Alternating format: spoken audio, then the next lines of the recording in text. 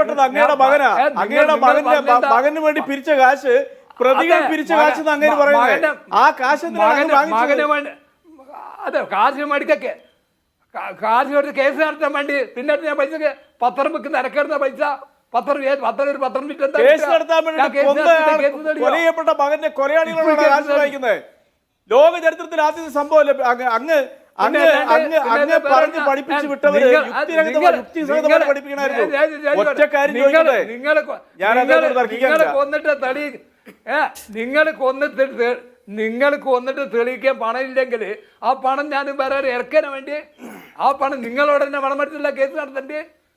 ശരി, അദ്ദേഹത്തിന്റെ വാദം. ഞാൻ ഈ പണം വാങ്ങിച്ചതിലെ ധാർമ്മികത ചർച്ച ചെയ്തതിനേക്കാൾ അപ്പുറം സാങ്കേതികമായ പ്രശ്നങ്ങളുണ്ട് എന്നാണ്. അല്ല, എന്റെ ചോദ്യം ചോദിക്കാൻ അവസരം കിട്ടില്ല.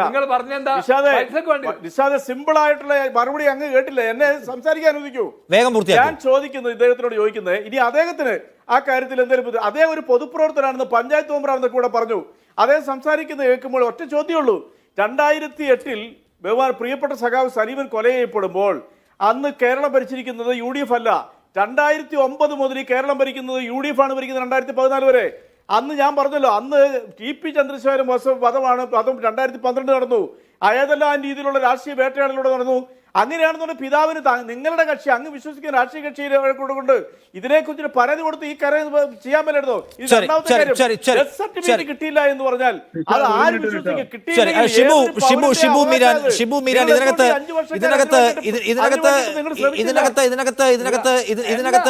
ഇതിനകത്ത് LDF അല്ലാത്ത സർക്കാരും പിന്നെ ഭരിച്ചില്ലേ എന്നാണ് റെജി ചോദിക്കുന്നത്. ഷിബു, നിഷാദ്, നമുക്ക് പൊളിറ്റിക്സിന്റെ ബാലപാഠം അറിയില്ലേ? 2006 മുതൽ 2014 വരെ കേരളത്തിന്റെ മുഖ്യമന്ത്രി VS അച്യുതാനന്ദനും, ഞാൻ പറയട്ടെ റെജി ലൂക്കോസ് മിണ്ടാതിരിക്കുക, ആഭ്യന്തരമന്ത്രി കോടിയേരി ബാലകൃഷ്ണനാണ്. 2011 നിയമസഭാ തെരഞ്ഞെടുപ്പ് നടന്ന് ഇവിടെ UDF-ന്റെ ഗവൺമെന്റ് അധികാരത്തിൽ വരുന്നത്. ഇതറിയാനാണോ റെജി ലൂക്കോസ് ഈ ചർച്ചയിൽ പങ്കെടുക്കുന്നത്? കേരളത്തിൽ എപ്പോഴാണ് 2009 നിയമസഭാ തെരഞ്ഞെടുപ്പ്? എന്റെ സമയമാണ് താങ്കൾ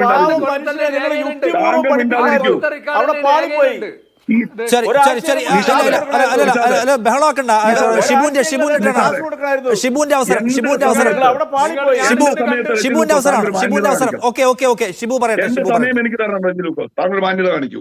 ഈ പുട്ടിന് പീരയിടും പോലെ ആദരണീയനായ പിതാവ് എന്ന് പറയാ. എന്നിട്ട് തുടക്കം മുതൽ ഒടുക്കം വരെ നിങ്ങൾ കൊടുത്ത പൈസയുടെ കണക്കല്ലേ നിങ്ങൾ വിളിച്ചു പറഞ്ഞു. അദ്ദേഹം ഒരു അന്വേഷണം നടത്തിയെന്ന് ആ ഫോൺ പോലും നിങ്ങൾ കണ്ടെത്തിയിട്ടില്ല. അദ്ദേഹത്തിന് സംശയം വരുന്നു. അത് തുറന്നു പറഞ്ഞാൽ പൈസയുടെ കണക്ക് പറയുന്ന ഏർപ്പാട് കൊലപ്പെടുത്തിയിട്ട് പണം കൊടുത്തതിന്റെ കണക്ക് വിളിച്ചു പറയുന്നത്. ഈ കൊലപാതകം നടക്കുമ്പോ എന്റെ റെജി ലൂക്കോസെ കുറച്ച് മര്യാദ കാണിക്കുക. താങ്കൾ ഇവിടുന്ന് സംസാരിച്ചപ്പോ ഞാൻ മിണ്ടാതിരുന്നല്ലോ. കുറച്ച് മര്യാദ കാണിക്കുന്നത്. ഞാൻ പറയട്ടെ, എന്റെ സമയമല്ലേ? താങ്കൾ സംസാരിച്ചപ്പോ ഞാൻ മിണ്ടാതിരുന്നില്ലേ? താങ്കൾ എവിടുന്ന ഈ മര്യാദ പിടിച്ചു? മിണ്ടാതിരി, പറയട്ടെ. ഞാൻ പറയട്ടെ, ഈ കേസ്, ഈ ഫോൺ ഇപ്പൊ ഒരു പച്ചക്കള്ളത്തം പറഞ്ഞ പൊളിഞ്ഞില്ലേ? UDF-ന്റെ കാലത്ത് എങ്ങനെയാണ് നിഷാദ്? 2008 കേരളത്തിന്റെ ആഭ്യന്തരമന്ത്രി കോടിയേരി ബാലകൃഷ്ണനാണ്. ആ ഫോൺ എവിടെ? ഒരു ക്രൈം സൈറ്റിലേക്ക് ഈ കക്ഷി എങ്ങനെ വന്നു? അവസാനമായി അദ്ദേഹത്തോട് സംസാരിച്ചതാര്?